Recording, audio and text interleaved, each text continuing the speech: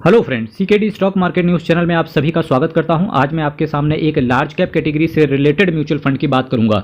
Net asset value की बात करेंगे तो केवल 11 रुपए का इसका एनईवी चल रहा है। वहीं हम एक साल में बात करेंगे तो 13.92% के आसपास का सीएजीआर इस म्यूचुअल फंड ने डिलीवर करके दिया है। जबकि मैं मैक्सिमम बात करने की चेष्टा करूंगा यहाँ से। देखिए आप 10.73% के सीएजीआर के हिसाब से मैक्सिमम इस म्यूचुअल फंड ने रिटर्न अपने इन्वेस्टर्स को डिलीवर करके दिया है। क्योंकि ये जो कैटेगरी आज मैंने रखी हुई है लार्ज कैप कैटेगरी से रिलेटेड म्यूचुअल फंड है, तो देखिए किस तरीके से मैक्सिमम, देखिए 10 का एनईवी था, फिर गिर के कहाँ तक पहुँच गया, 9 तक पहुँच गया, फिर देखिए वापस से 10 के आसपास पहुँचा, फिर देखिए 9 के आसपास आ गया और उसके बाद अभी इसका जो एनईवी चल रहा है वो 11 रुपये के आसपास आ चुका।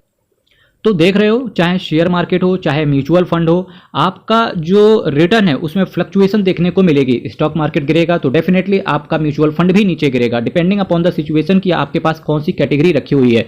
संजीव शर्मा, संदीप टंडन एंड अंकित ए पांडे साहब आपके पैसे को मैनेज करके चल रहे हैं। जैसे ही अंकित ए पांडे साहब का नाम आता है तुरंत आपके दिमाग में एक घंटी बजनी चाहिए कि ये जो असेट मैनेजमेंट कंपनी की आज चर्चा है, क्वांट असेट मैनेजमेंट कंपनी की चर्चा चल रही है। 3 महीने में एब्सोल्यूट देखिए 1.77% का रिटर्न, 6 महीने में एब्सोल्यूट देखिए 19.54% का एब्सोल्यूट रिटर्न, एक साल में देखिए 13.92% का एब्सोल्यूट रिटर्न। रिस्क क्योंकि म्यूचुअल फंड में आपका वेरी हाई इस वजह से रहता है क्योंकि आपका पैसा म्यूचुअल फंड के द्वारा शेयर मार्केट के अंदर लगाया जाता है।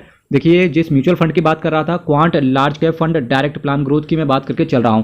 क्वांट के वैसे तो सभी म्यूचुअल फंड्स अच्छा रिटर्न दे रहे हैं, पर डेफिनेटली लार्ज कैप कैटेगरी में क्वांट असेट मैनेजमेंट कंपनी का ये फंड बैकफुट पर नजर आ रहा है। जी हाँ, बैकफुट पर नजर आ रहा है क्योंकि अगर हम एसबीआई ब्लू चिप फंड की बात करेंगे जो कि लार्ज कैप कैटेगरी से आता है, आईसीआईसीआई प्रूडेंशियल के लार्ज कैप की बात करेंगे, इसके साथ साथ एचडीएफसी के लार्ज कैप की बात करेंगे, इवन एक्सिस के ब्लू चिप फंड की बात करेंगे, मिराई एसेट के लार्ज कैप फंड की बात करेंगे, इन्वेस्को इंडिया के लार्ज कैप फंड की बात करेंगे, तो उन म्यूचुअल फंड्स ने बहुत अच्छा रिटर्न एक साल के अंदर डिलीवर करके दे दिया है। वहीं कोटक के लार्ज कैप ने भी बड़ा अच्छा रिटर्न इन्वेस्टर्स को डिलीवर करके दे रहे हैं। एटलीस्ट इस समय तो कुछ ऐसा हो चला है वक्त की जो लार्ज कैप कैटेगरी के म्यूचुअल फंड से अगर हम पिछले एक डेढ़ साल पहले की बात करेंगे तो करीब करीब मैक्सिमम म्यूचुअल फंड्स ने मिड कैप कैटेगरी का यानी कि 17, 18, 19% के आसपास का सीएजीआर बना के दिया है।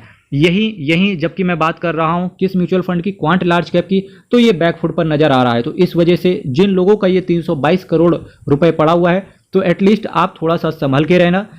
साथ ही साथ उन लोगों से भी आज मैं ये चीज कहना चाहूंगा, जो लोग क्वांट के लार्ज कैप फंड के अंदर इन्वेस्ट करने का विचार कर रहे हैं तो कृपया करके एक बार अच्छे से विचार करें कि अगर आपको पूरी तरीके से ये यकीन है कि ये म्यूचुअल फंड आगे आने वाले समय में अच्छा काम कर सकता है, तब आप इस फंड के साथ आएँ।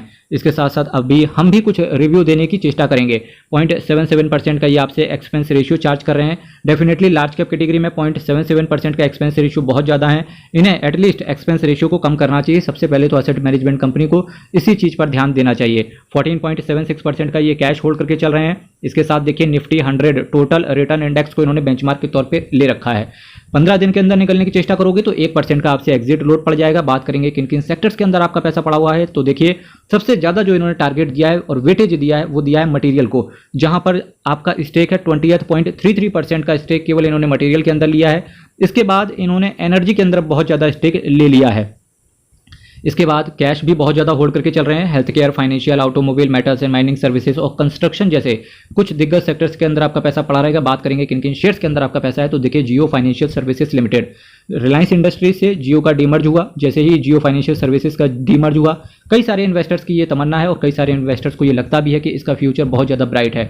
अगर ये सक्सेस स्टोरी डेफिनेटली अगर इसका फ्यूचर ब्राइट हुआ तो ये म्यूचुअल फंड यकीन मानना किसी भी लार्ज कैप कैटेगरी को बीट करके आगे निकल जाएगा। Sun Pharmaceutical Industries, Reliance Industries, Maruti Suzuki, Ambuja cement, Adani power, UltraTech cement, Reserve Bank of India के कुछ बॉन्ड्स वगैरह हैं। और बॉन्ड्स न केवल बॉन्ड्स हैं बल्कि 5.54% का स्टेक इन्होंने रिजर्व बैंक ऑफ इंडिया के बॉन्ड्स में ले रखा है। Jindal Steel, ACC Limited, Grasim Industries, Apollo Hospital, Adani Port, DLF Limited, GAIL India, Bharat Petroleum, Hindalco Industries, Mahindra and Mahindra, Tata Motors. देखिए ये जितने भी शेयर्स के अंदर इन्होंने पैसा डाल रखा है, इन शेयर्स को देख करके ये लग रहा है ये बहुत ज़्यादा बहुत ज़्यादा ये सेफेस्ट साइड खेल रहे हैं। तो यहाँ पर इन्वेस्टर्स के लिए 2 पॉइंट हो सकते हैं। जिन लोगों को बिल्कुल रिस्क नहीं लेना है वो इस तरीके के म्यूचुअल फंड को सेलेक्ट कर सकते हैं, क्योंकि इन्होंने रिस्क को मिनिमाइज करने के लिए रिजर्व बैंक ऑफ इंडिया के बॉन्ड्स वगैरह भी डाले हैं, और जिन शेयर्स में इन्होंने पैसा डाला है वो डेफिनेटली स्टॉक मार्केट के एक तरीके से देखेंगे हाथी हैं। जब शेयर मार्केट बहुत तेजी से नीचे गिरता है तो डेफिनेटली ये ज़्यादा शेयर्स तेजी से गिरते नहीं है, पर जी हाँ, जब स्टॉक मार्केट ऊपर जाता है तब ये ज़्यादा तेजी से ऊपर भी नहीं जाते हैं। एटलीस्ट एक कंसिस्टेंसी के साथ return over the period of time आपको देखने को मिलेगा। पर अगर आप रिटर्न से ज़्यादा सेफ्टी को प्रायोरिटी देते हैं तो उनके लिए क्वांट का लार्ज कैप फंड सही रह सकता है। फिर भी आप अपना डिसीजन स्वयं के बलबूते पर लेना। फ्रेंड्स देखिए, क्वांट एसेट मैनेजमेंट कंपनी के बारे में बात करेंगे। 63 स्कीम के साथ ये आते हैं और 35,936 करोड़ का ये असेट अंडर मैनेजमेंट इनका चल रहा है। चलिए वक्त चलते हैं क्वेश्चन और आंसर सेशन की तरफ। सबसे पहला जो कमेंट आया है मनप्रीत सिंह जी का आया है, bank of India AXA small cap fund के बारे में बताएं। तो देखिए, आप मेरी प्लेलिस्ट को विजिट कीजिए, अभी मैंने bank of India small cap mutual fund का ही रिव्यू करवाया है, वो भी डायरेक्ट प्लान से रिलेटेड।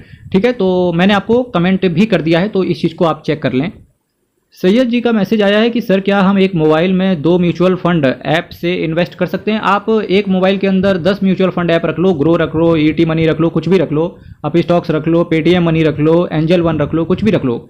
आपको म्यूचुअल फंड खरीदना है कहीं से भी मिलेगा आपको म्यूचुअल फंड, कोई दिक्कत नहीं है। चलिए यहीं से वीडियो का विराम देंगे। हर हर महादेव, अयप्पा शरणम, हरि शरणम। बहुत बहुत धन्यवाद।